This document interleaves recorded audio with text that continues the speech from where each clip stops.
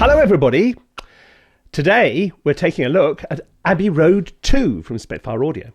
It's a solo string quintet and there's lots to say about it. It's an interesting library.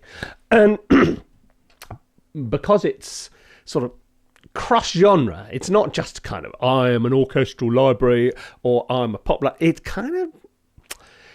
It's quite hard initially to work out where to fit it. And so we're going to be writing little bits of music, little short bits of music to try and see how it feels. We'll put it in the sitting room. We'll put it in the kitchen. We'll put it in the garden. No, that would be a really silly thing to do. Anyway, this is it. This is what it looks like. Oh my goodness, it's all white. Yes. I mean, for a long time, a lot of people said, oh, I'm not so keen on the Spitfire interface. It's a bit dark. Okay. Pick the bones out of that then. Okay. It's very light. What strikes you? Okay, the first time I loaded this up, I loaded this up, ensemble short, and I went, oh, that's interesting. A lot of things hit you straight away when you do that. The first thing is, it's really quite close and focused. But there's something warm and round and beautifully produced about that sound. The sound is just lovely. And then you read all the stuff about, it comes from Studio 2 at Abbey Road. That's why it's called iconic. And they're using all this old gear and these old mics and all the rest of it. Now, I enjoy all the historical references and all the rest of it, but I think most people buying a library are going to be buying it for the music they're going to make in the future, not recreating the music from the past. So it has to stand on its own 2 feet. But without any shadow of doubt, all that kind of cool analogy gear just contributes to that warm whop. Which you get, whoa, like that. Whoa, listen. Ooh. Oh. Okay, enough, guy. Enough. Look, so the sound is really striking. And after the first 10 minutes of going, wow, blimey, that's amazing. It then dawns on, okay, but it is quite tight, quite focused. This is not my first solo string library and this solo string quartet is going to do everything. It's not.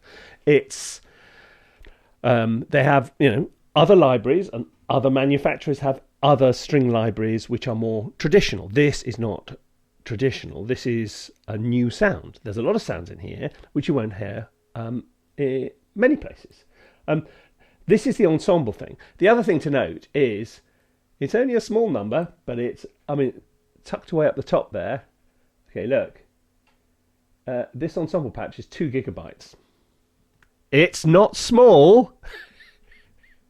It's a big boy. And if you're going to run it at full chat, it is indeed going to occupy quite a lot of memory. One other thing I would say is, because I've had a play with this for a while here, you need to make sure you go into the Spitfire Audio app and click. Do you see that one, Optimize? Do yourself a favor, hit that button, Optimize, because I'm not quite sure what it does. I suspect it does something like index the database or something, but the load time, if you don't do that, you could go. Look, if you hit the Optimize button, you can load one of these huge patches, have a sip of cup of tea, put it down, you're in business. If you don't hit the Optimize button, you've probably got time to make a cup of tea or even fly to Ceylon and pick Ceylon. It's not called Ceylon anymore, is it? Sri Lanka. And pick the tea yourself. Oh, what? Well, they talk about Ceylon tea. Why? Guys, so off topic. Come on, concentrate. There's a lot to get through here because there's a lot to talk about. Okay, so these shorts are really world class. Look, this. Imagine, in an action sequence or something with some big percussions and synths.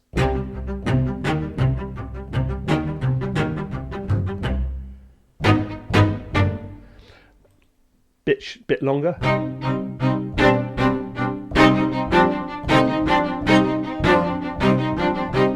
Sounds absolutely lovely.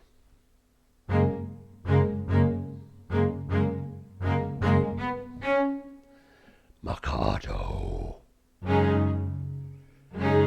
It sort of breathes at you, doesn't it?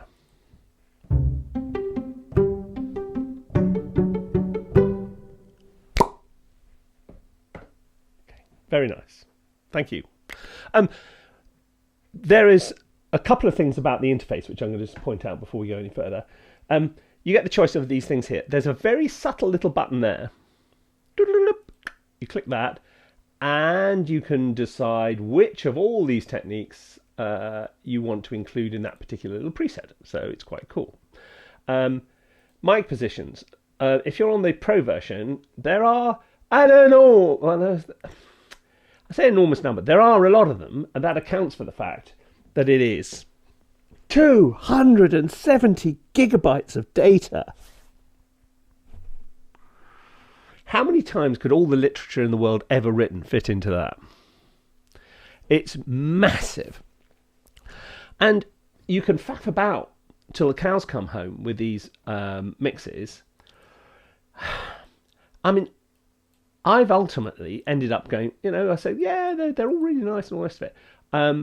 But I quite like the initial mix. Oh, yes, it does this thing. It won't let you mix certain things which are not supposed to go together. So it's a bit Mary Poppins. If you're not careful, you are not allowed that microphone with that microphone. There is a way of turning off this.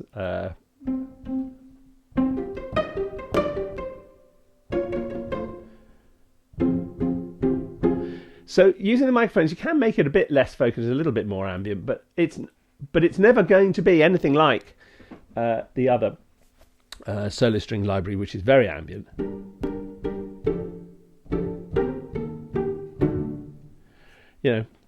But whether you need that or not, don't know.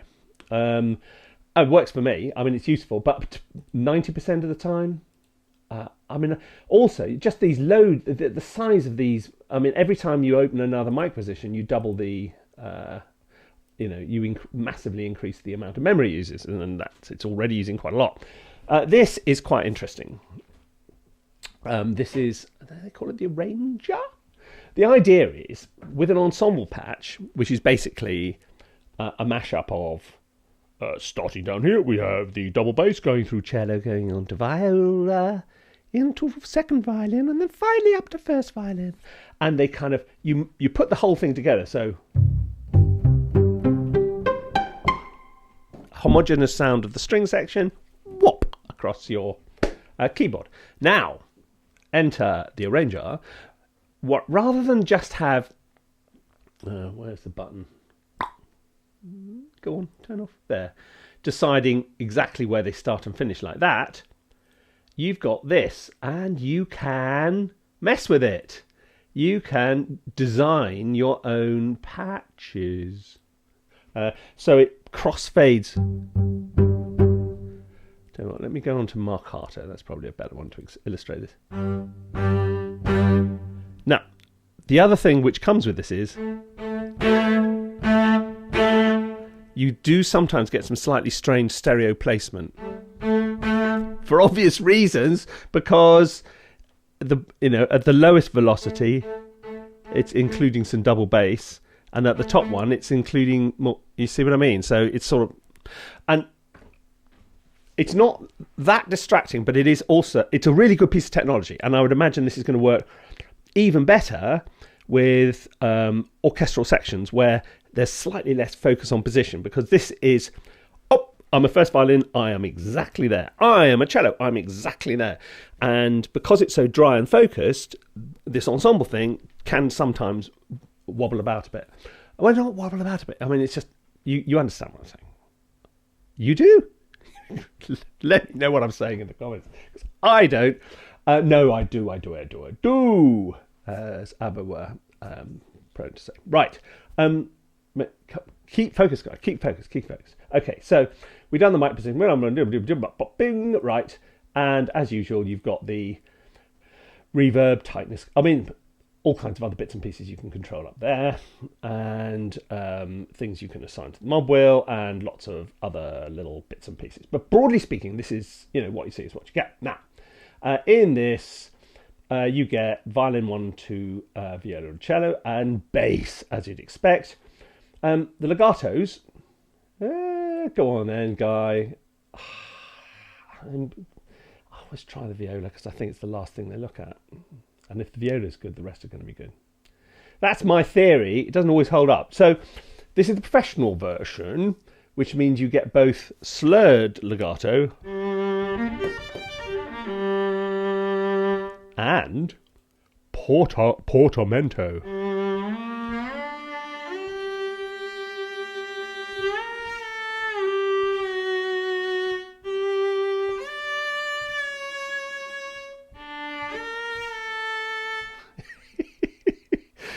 Performance legato swaps between them.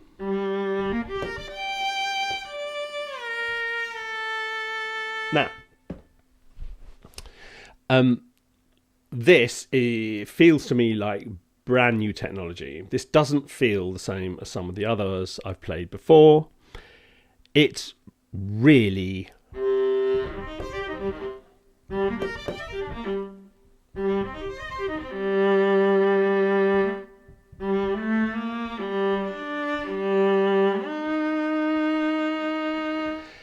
it's very, very nice. There is a little bit of latency. So because obviously there's an awful lot of thinking going on in there. What did he play next? Quick, let's get that. So there's a lot of that going on. So it does take.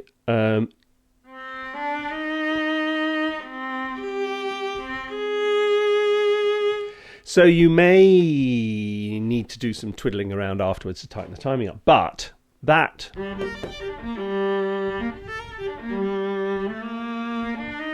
is really, really good.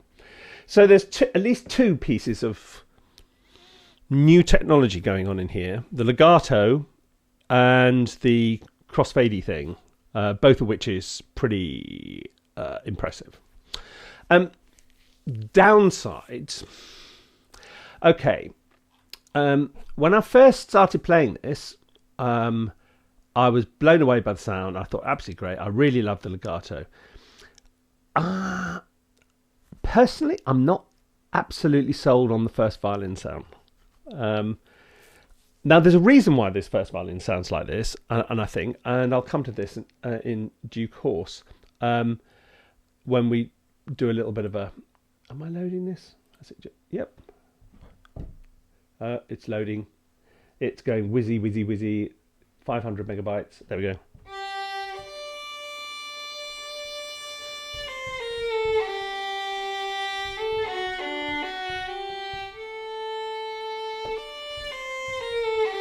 I think compared to some of the others, to me it feels a bit thin and it's almost sense of vibrato.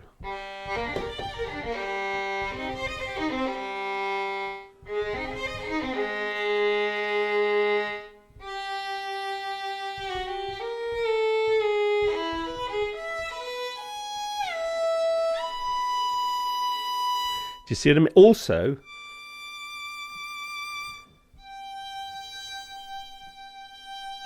there are one or two really small artifacts you get when you go through the dynamic layers. But frankly, anybody noticing that in an arrangement is going to... It doesn't bother me. It really doesn't bother me. It's just... If there are times when I find myself reaching for a fifth gear, going, well, bit more, mate, bit more. And you go, no, I think I'm all right here, thanks. Okay. But as we'll... Okay, so let us now move into the bit where I actually start using this rather than just chatting about it, and you'll see what I mean. When you use it where it's supposed to be used, in a pop arrangement type thing, it fits in just fine. I'm now going to close this project off and open up my other one, and then you'll see exactly what I mean. And this is something which perplexed me a little bit to start with, because it's designed very much somewhere in the documentation it compares Spitfire's other solo strings library with this one, and it says, possible use of the other one is sort of orchestral and cinematic, and it says for this one is pop. Okay. But then I was a bit baffled because on the website, all the demos I've heard so far have been like string quartet or string quintet. I haven't heard anything in context. I thought, that's strange, because it'd be nice to hear how that works. So that's what we're going to do, okay? Now, at this point, and it's nothing to do with the sound, I'm opening the box because I take out the sunglasses of doubt. In order to illustrate how it works in the context of a pop track, I had to come up with a pop track. You are now about to find out why I'm a film composer. Oh, it's not that bad, but it's, No, it took about 10 minutes, and so I said, I'll just knock out a bit of a chord progression, bit of guitar, bit of drums, bit of bass. It's not a work of genius. But it's good. It's certainly good enough to allow us to go, okay. I'm being very, very careful with my tea. Oh, you want an omission? Okay. The other day, I moved a keyboard. It pulled a cable, which was behind the T. The T went over, and an entire mug of Rosie Lee tea, went inside my keyboard. Nightmare. And you've warned me. You, Marvin of Texas, have mentioned, I get a bit nervous when I see him with his teacup next to the keyboard. Nah. So now I had to go to the big studio and nick this keyboard, which is 2 keyboards, blimey. Good thing I had it. And the other one's going to go off and be fixed. And I will not be a stupid person like that again. Right, okay, so look, here, ladies and gentlemen, is the little batting track I was talking about. C, G, B flat, F.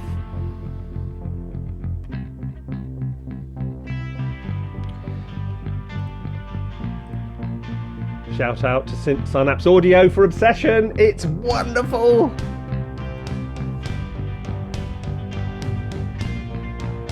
Okay, so I thought, it's got that kind of indie vibe.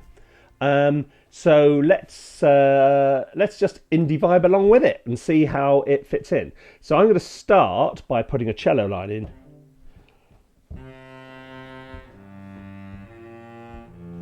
We're going to do sort of longs in the first half, and then we're going to do some shorts after that.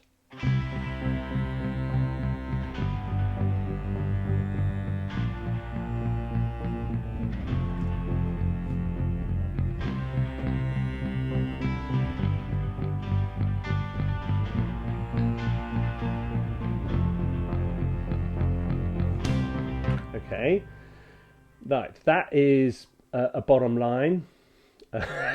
Yeah, obviously, Kai. Okay, so we go.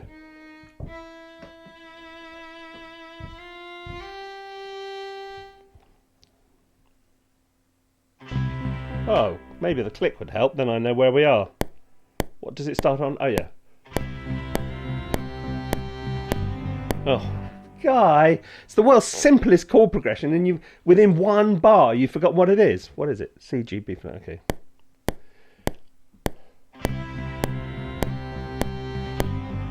What? I'm sorry, I'm melting down. Come on, you can do this.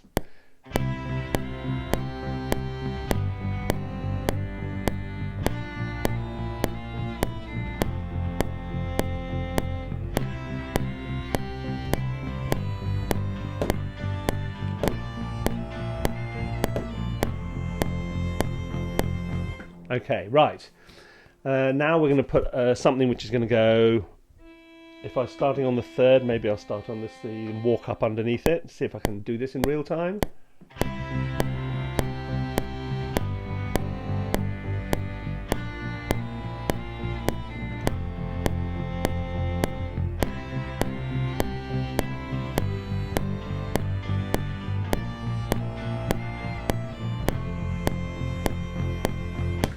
Okay.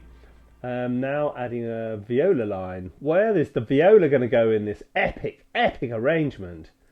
That which sounds so marvelous. Okay, so we got us.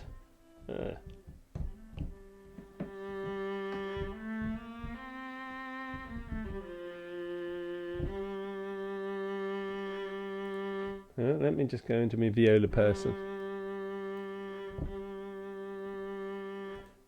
Make sure everything's turned on. Yeah, sounding a bit quiet. Okay, just turn you up a bit. So, hang on, I've got the... So, I'm just trying to work this out now. So, it's going... Doom, doom, bum, bum, bum.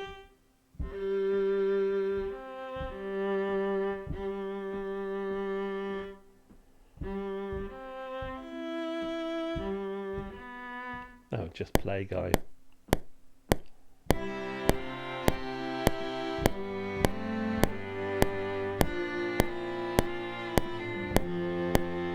That worked.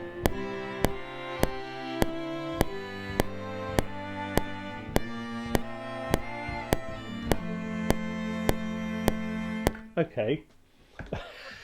Well...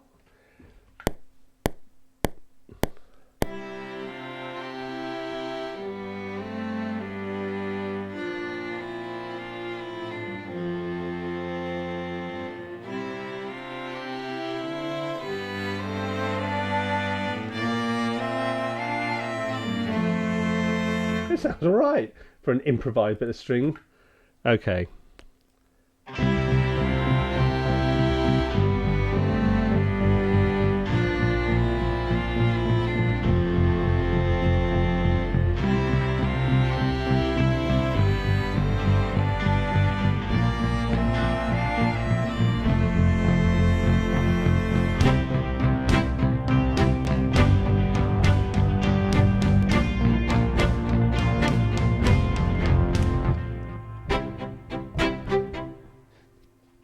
You see, these shorts really do earn their keep, don't they?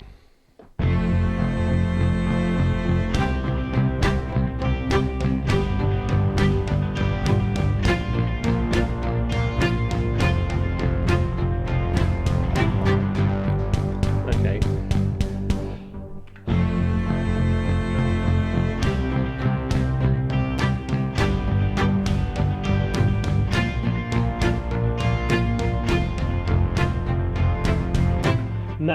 Now you start to see why this works. So whilst it is quite bitey and quite edgy, it really cuts through in a mix like that. And sounds a business. And you can see how the longs start to feel more... the legato, which I was not convinced about the violin sound, actually fits perfectly well in with a little arrangement like this. So that is one approach, but there's loads of other good stuff going on in here. Let me try a completely different approach. Okay, what we're going to do is... Right, okay. Let me get my old friend Obsession. Okay, I'll put another Obsession in. Put another Obsession in? Yeah, why not? Okay. Synapse Audio, Obsession. Because what we're going to do is I can't see often using this library just by itself to be solo strings and nothing else going on. So what's interesting is how it all fits together.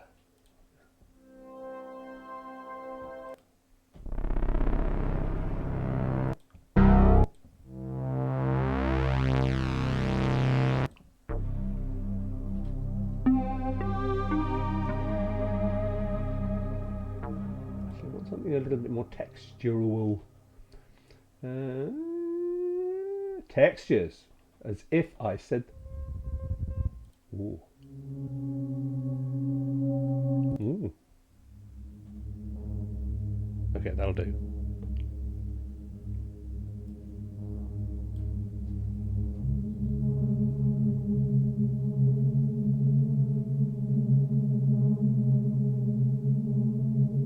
Right, we'll put this this down first.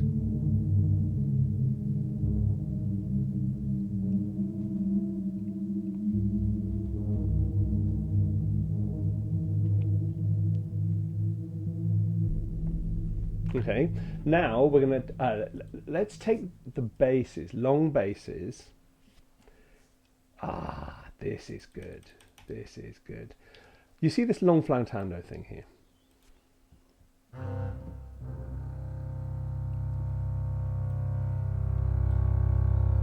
A bit more reverb. Biggie. Now, Spitfire's signature sound is flautando. I wouldn't mind betting, before Spitfire started doing flautando patches all the time, the average session player playing music live wouldn't have seen the word flautando very often. And as soon as people start using the patch, hand it off to the orchestrator sees the patch called flautando, he puts flautando on the score. So, oh. Jeremy, have you noticed how we've been asked to play sort of flautando all the time recently? I wonder why.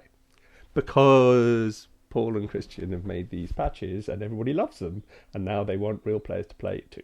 I bet that happens. I bet you that happens. Right, this is double bass flautando long.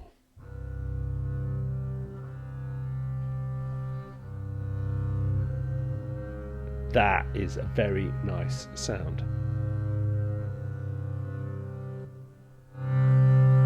Turn it up a bit.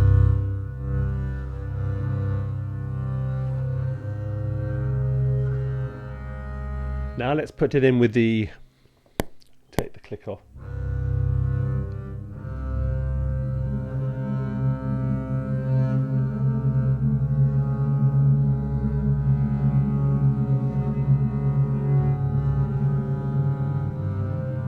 Do that again, that was a bit shit.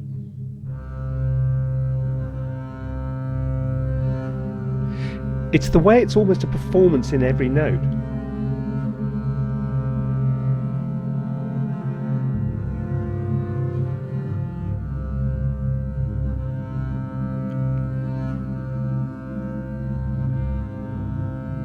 It's really nice. You could go down there.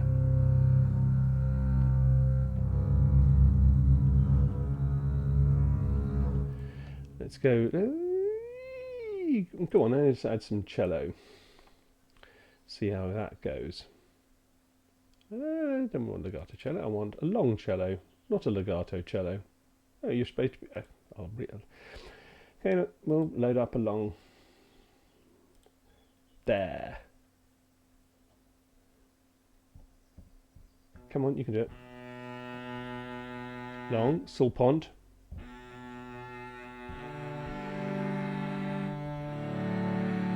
Long sul tasto.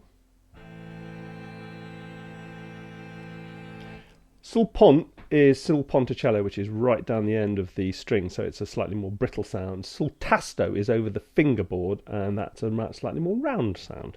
Long harmonics. They're nice too.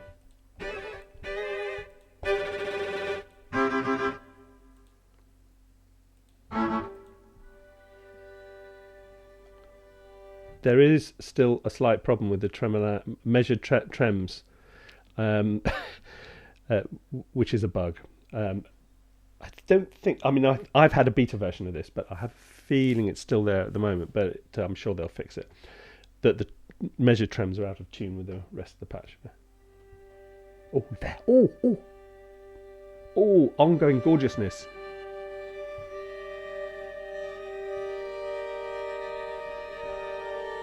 Oh, I love that.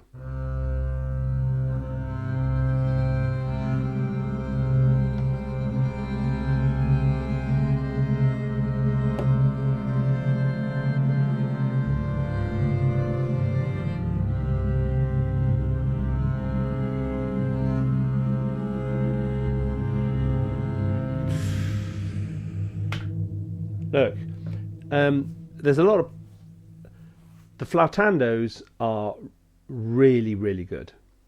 A lot of these longs are really, really good. But the flautando in particular, because it is like this whole. It isn't just. It's sort of. I'm going to tell you a story all in one note. Why did I put an accent on?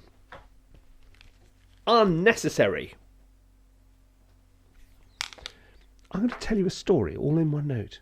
It begins at the beginning, and then it develops a little bit, and then we have a little conscience, and I'm not sure if I'm going to keep going, and then I keep going, then there's a little moment of victory, and then I release, and then I'm done. There you go. That's how Flatanda goes. Now, what else is there to... Oh, I was messing with... is this a bit of...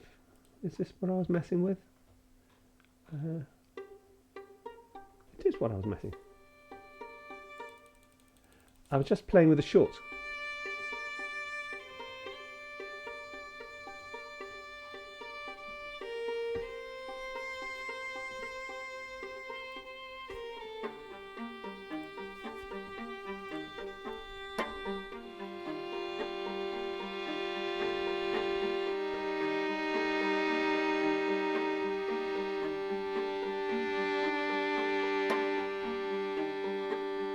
Aye, sounds nice.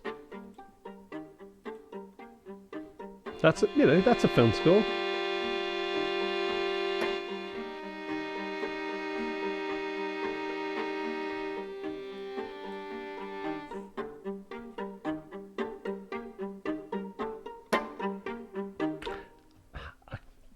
I was having quite fun with this because this is there's a slight minimalist thing going on here because you've got a 7-beat phrase against a 4-beat phrase or 3-beat phrase. 3-beat phrase, and so they do that rhythmic displacement thing. Anyway, look. So what do we think about this? If there's so much which is different about this library, that it caused me quite a lot of head scratching. Because on one hand, going, wow, that's not something I've heard before, and then you go, oh, how am I going to use this? So it doesn't just, you don't just take it out the box and just start writing string quartet music with it, because that's sort of not really what it's for. There's loads of libraries which do this. This is different. The whole sound is informed by the history of where it comes from. This whole Studio 2 Abbey Road thing, which is where the Beatles and lots of other people recorded, including me. I recorded a news theme in Studio 2 at Abbey Road in the 1990s. It's a really nice studio. And you do sit there going, John, Paul, George, Ringo, they're all here. Yeah. But be that as it may, the library itself is a very modern contemporary sound. It's very close and focused, completely the opposite to what Spitfire are best known for. It, as I think I've hopefully shown this morning, this afternoon, whenever you're watching this, it's extremely good at combining with other things. And if you put it into a pop arrangement, even though my backing track was amongst the best pieces of music you're going to hear this month, you can see how the strings sort of fit in there, and it's kind of, oh yeah, that's nice and smooth, yeah, I like that. And little things like, just combining it with that synth, you can hear that sort of textural thing going on, and this little plinky plonky thing we've been doing here, it's sort of got a very contemporary feel to it. It's not like a normal off the shelf big deep passionate vibrato and all the rest of it. There's lots of interesting new technology going on in here. The legatos are really interesting, and I think if this is the start of where they're going with this, then this is very encouraging. The ensemble arranger is quite cool, and I'm looking forward to seeing that and some of their other stuff as well. That would be a laugh. And the thing, look, there's so much which is new in this. There are the odd rough edge around, there are some rough edges, and I can imagine something as innovative as this during trying to produce it, probably entirely during lockdown, was mildly challenging. Oh, you poor people. And so, getting anything, but the thing about Spitfire is, and one of the things I respect them for more than anything else, is they are relentless in pursuing the dream. So if there's stuff which didn't work first time round, they just keep at it until they can sort of do their next best thing. Look, I hope that's helped. There's two versions. There's the core version. I can't remember how much it is, to be honest. And the pro version. The pro version, you get all the mic positions and you get the portato legato. You don't get that portato legato on the core version. Now it's obviously a sort of upsell-y thing. So you want the portato, so you get the. I'm not sure whether you need all the mic positions, to be honest. I mean, having faffed around with them quite a lot, I didn't really feel I was getting anything better than the mix. So it's really down to you. You pays your money, you takes your choice. Look, that's all I got for you for today. We're going to be back with more interesting and exciting stuff very soon. But thank you for your company. Thank you very much indeed for the review copy, Spitfire. It's been interesting and really, really interesting. So look, have a good time and look after yourselves. Stay safe, and I'll see you very soon. Bye-bye.